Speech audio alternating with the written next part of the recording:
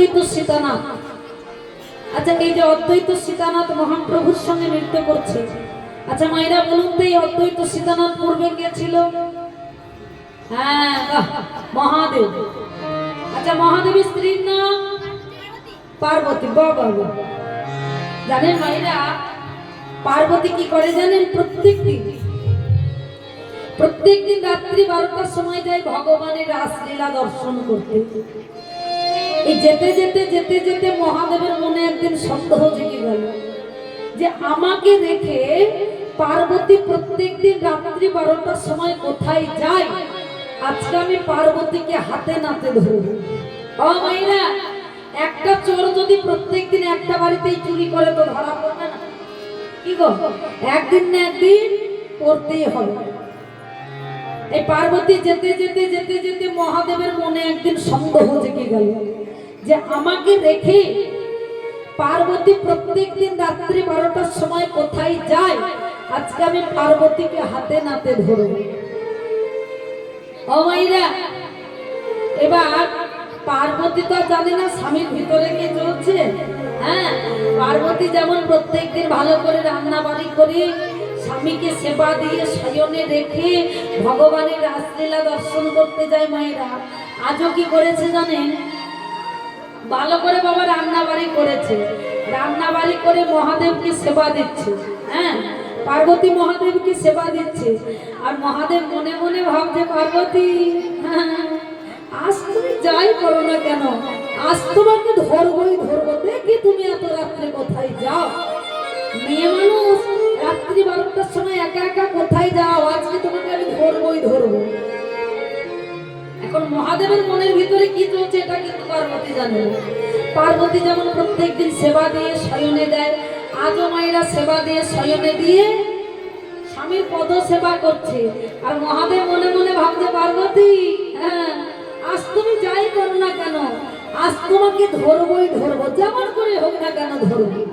হ্যাঁ, এখন মহাদেবকে সেবা দিয়ে শয়নে রেখেছে। এবার মহাদেব মনে মনে ভাবছে পার্বতী আমি তো ঘুমাবো না গো, আজকে আমি ঘুমানোর ভান করে পড়ে থাকবো, দেখি তুমি কোথায় যাও। এখন পার্বতী তো জানে না মা মহাদেব ভান করে পড়ে আছে, মনে মনে ভাবছে স্বামী যেমন প্রত্যেকদিন ঘুমিয়ে যায় আজও হয়তো ঘুমিয়ে গেছে। এই ঘুমিয়ে গেছে ভেবে পার্বতী যেমন ঘর থেকে বাইরে বেরিয়েছে, মহাদেব তো ভান করে পড়েছিল, তাড়াতাড়ি উঠে উকি দিয়ে দেখছে পার্বতী কোথায় যাচ্ছে, উকি দিয়ে দেখছে। পার্বতীর মনে মনে সন্দেহ জাগলো, বাবা স্বামী আবার আমাকে দেখছে না তো, একবার দেখি তো। এই একবার দেখি ভেবে যেমন পিছন ফিরে চেয়েছে, বাবা জয় নিতে আবার ভান করে পড়ে গেছে, আবার ভান করে পড়ে গেছে। মহাদেব পার্বতী মনে মনে ভাবছে আমি বৃথায় চিন্তা করছি, ওই তো স্বামী ঘুমোচ্ছে, এইবার আমি যাই। এই যাই বলে যেমন ঘর থেকে নিচে নেমে চলে যাচ্ছে, মহাদেব মনে মনে ভাবছে এইবার ধরতে হবে, এইবার ধরতে হবে, না হলে পার্বতী চলে যাবে। এই ধরতে হবে বলে এক লাফ দিয়ে গিয়ে পার্বতীর আঁচল টেনে ধরে যায়। প্রত্যেক দিন রাত্রি 12টার সময় মেয়ে মানুষ একা একা কোথায় যাও, আমার প্রশ্নের উত্তর দাও, তাড়াতাড়ি বল। স্বামী তুমি তুমি এখানে ঘুমিয়েছিলে? হ্যাঁ পার্বতী, আজকে আমি ঘুমিয়েছিলাম না, আজকে আমি ভান করে পড়েছিলাম তোমাকে দেখবার জন্য। হ্যাঁ বলো, মেয়ে মানুষ রাত্রি 12টার সময় একা একা কোথায় যাও? ও এই কথা স্বামী তুমি যা ভাবছো সেসব কিছু নয়, আমি প্রত্যেক দিন রাত্রি 12টার সময় অন্য কোথাও যাই না। হ্যাঁ, আমি প্রত্যেক দিন রাত্রি 12টার সময় যাই ভগবানের রাসলীলা দর্শন করতে।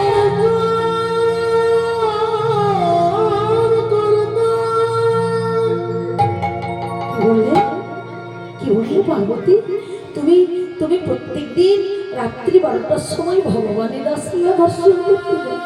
তবে শোনো পার্বতী, তুমি যদি ভগবানের রাসলীলা দর্শন করো পার্বতী, বলি তোমার সাথে আমিও তোমার সাথে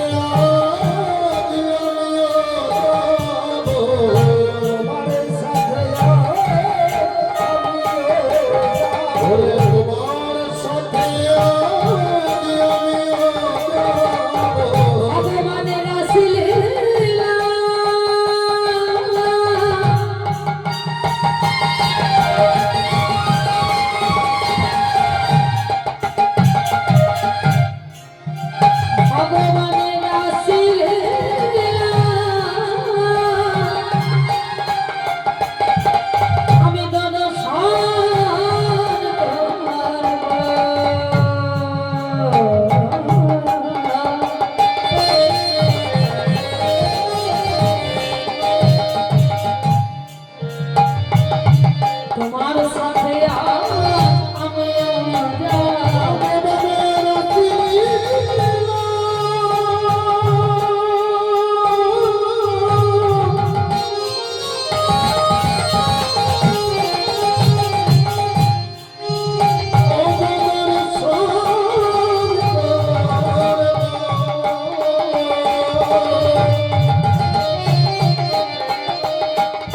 তোমার সাথে ভগবানের আশীর্বাদ দর্শন করা বলি শোনো শোনো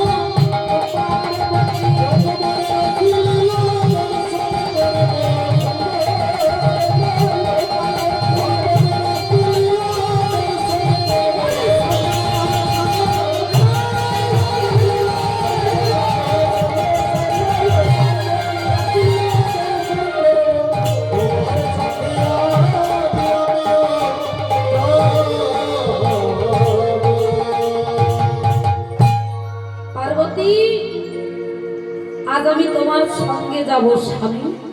এ তুমি কি বলছো? আরে তুমি কি পাগল হয়ে গেলে? বলে কেন? আরে বাবা, রাসস্থলীতে যে পুরুষের আগমন নিষেধ, পুরুষের আগমন নিষেধ, তা বেশ ঠিক আছে, একটা কাজ করো। বলে কি কাজ? তুমি তোমার একটা শাড়ি নিয়ে এসো।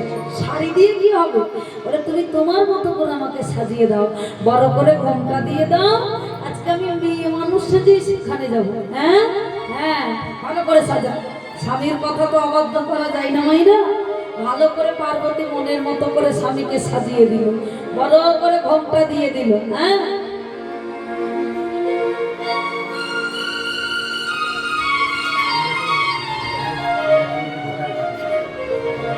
বড় করে ঘোমটা দিয়ে দিল। ঘোমটা দিয়ে এইবার স্বামীকে নিজের সঙ্গে নিয়ে গিয়ে রাসমঞ্চে প্রবেশ করেছে। যেই রাসস্থলীতে প্রবেশ করেছে না মা, মহাদেব তো পুরুষ মানুষ, যেই না রাসস্থলীতে প্রবেশ করেছে বাবা, উনি রাসের চাকাটা ঘুরতে ঘুরতে ঘুরতে ঘুরতে বন্ধ হয়ে গেছে। আর যেই না মা বন্ধ হয়ে গেছে, ভগবান কৃষ্ণচন্দ্র ললিতাকে ডেকে বলছে, ললিতা, আরে ও ললিতা, আজকে রাসমঞ্চটা ঘুরে একবার দেখো তো। বলে কেন, কি হয়েছে? দেখো তো রাসমঞ্চে কে প্রবেশ করেছে। হঠাৎ রাসের চাকাটা বন্ধ হয়ে গেল। দেখো, ললিতা সখী খুঁজতে খুঁজতে খুঁজতে খুঁজতে দেখতে পেল মা যে ঈশান কোণে একজন গোপী দাঁড়িয়ে আছে। তা ললিতা গিয়ে বলছে, হ্যাঁ গো, এই যে দেখো তুমি কোন গোপী গো? মহাদেব মনে মনে ভাবতো, সর্বনাশ, আমি তো পুরুষ মানুষ, এখন যদি কথা বলি তো ধরা পড়ে যাবো, কি করি কি করি। তুমি কোন গোপী? শ্বেত গোপী। শ্বেত গোপী? এরকম গোপীর নাম তো কোনোদিন রাসমঞ্চে শুনি না। নতুন জয়েন করেছি। তাই নাকি? তবে দেখবেন মায়েরা, এখনকার ছেলে মেয়েদের চিনতে না পারলে অনেক সময় তার বাবা মায়ের নাম বললে চেনা যায়। কি করছে না যায় না? তুমি তো নতুন, তোমাকে চিনতে পারছি না সেরকম ভাবে। তোমার বাবার নামটা একটু বলবে? বাবার নাম বলো। বাবার নাম শ্বেত গোপী গো, শ্বেত গোপী। এবার কেমন গোপী রে বাবা? নিজের নামও শ্বেত গোপী, আবার বাবার নামও শ্বেত গোপী। তোমার মায়ের নামটা একবার বলো দেখি। তোমার কেমন করে ম্যানেজ করবো? মায়ের নামও শ্বেত গোপী। বলে কি গো, নিজের নাম শ্বেত গোপী, বাবার নাম শ্বেত গোপী, মায়ের নামও শ্বেত গোপী। হ্যাঁ, তোমাদের সাদার বংশ নাকি? ভগবান কৃষ্ণ সে সেই জায়গায় উপস্থিত হয়েছে। ভোলানাথ তো পাগলা আছে মা, অল্পতে সন্তুষ্ট হয়ে যায়। এই যেমন বাদ্যযন্ত্র বেজে উঠেছে, সব ফেলে দিয়ে অমনি নৃত্য শুরু করে দিয়েছে। কেমন ভাবে নাচে পাগলা ভোলা, নাচে